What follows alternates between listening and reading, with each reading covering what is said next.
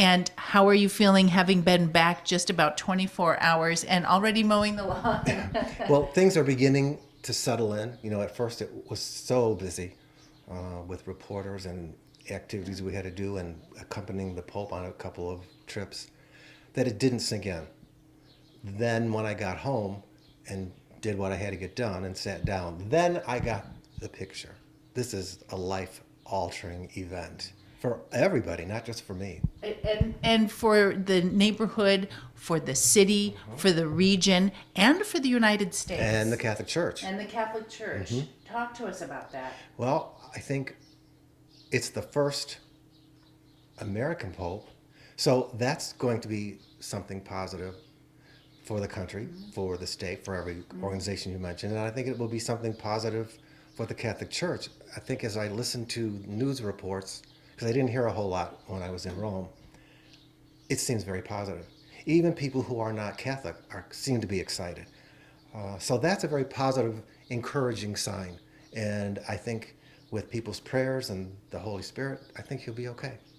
How about you? Now, you said at the beginning, it's kind of like you're taking it all in now. Now it's really hitting you. And now you're also getting more responsibility. You showed me a stack of letters. Tell me about some of the things and how that's really affecting you and how much you know people care about your brother. I think we can see that people are caring. Just some of that mail, for example, that people are asking for help.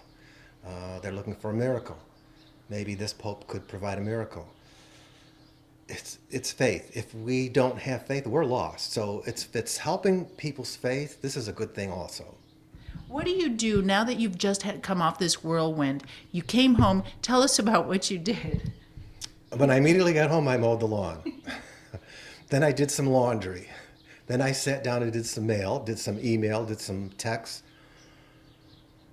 Had a beer and went to bed.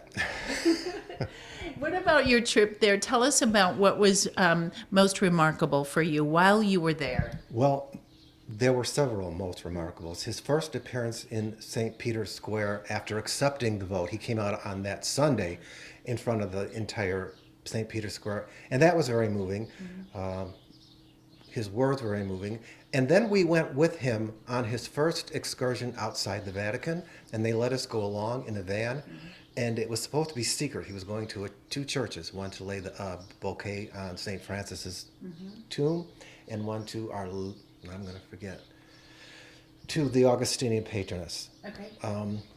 And it was supposed to be secret, but all the way there, every road, both sides, jammed, 4 or 5 people deep, the whole way, screaming and hollering, and Papa, Papa, Papa. And he rolled down his window and he shook hands with as many people as he could.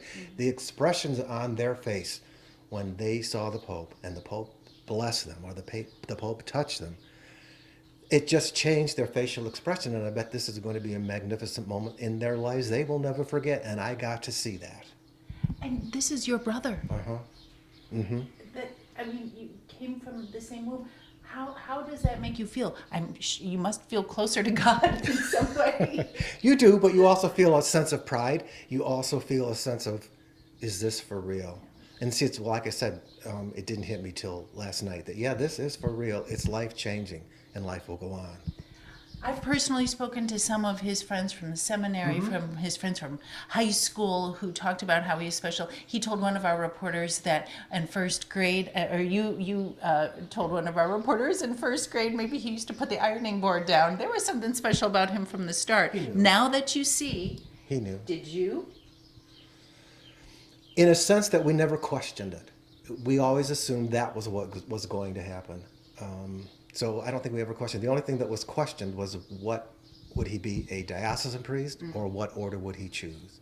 And after investigating, and a lot of priests came to the house to talk to him about their specific order, he chose Augustinian, and I think he made a good choice, and I think he's very happy with them, with the Augustinians. Your brother speaks Latin, Spanish, English, Portuguese, Italian. I struggle with English. And here we are. I know, we feel lesser in so many ways.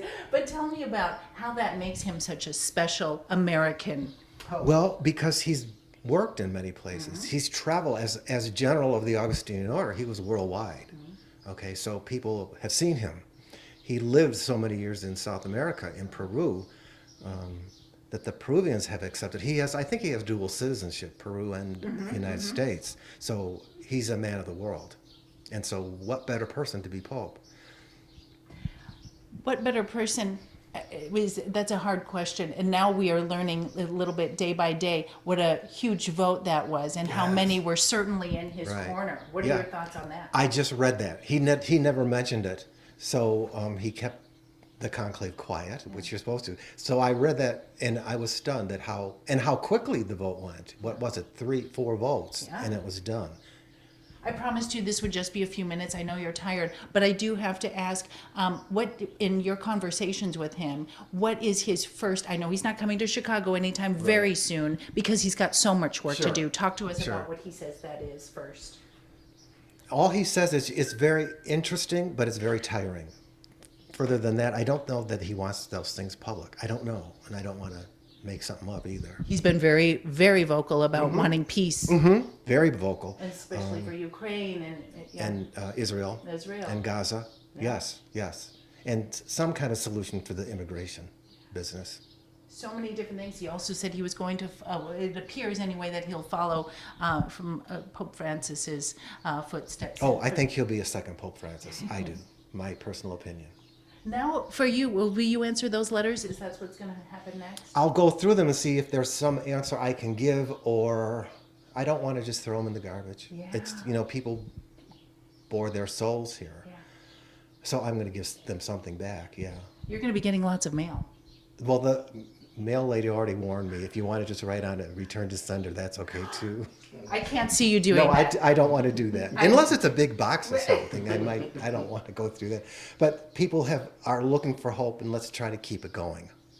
Let me ask you this, and like I said, I promise, but you have been very clear about him being a Sox fan. I want to show you those pictures. You saw the pictures of them already making, Sox paraphernalia and the Pope photos on like T-shirts, chai style.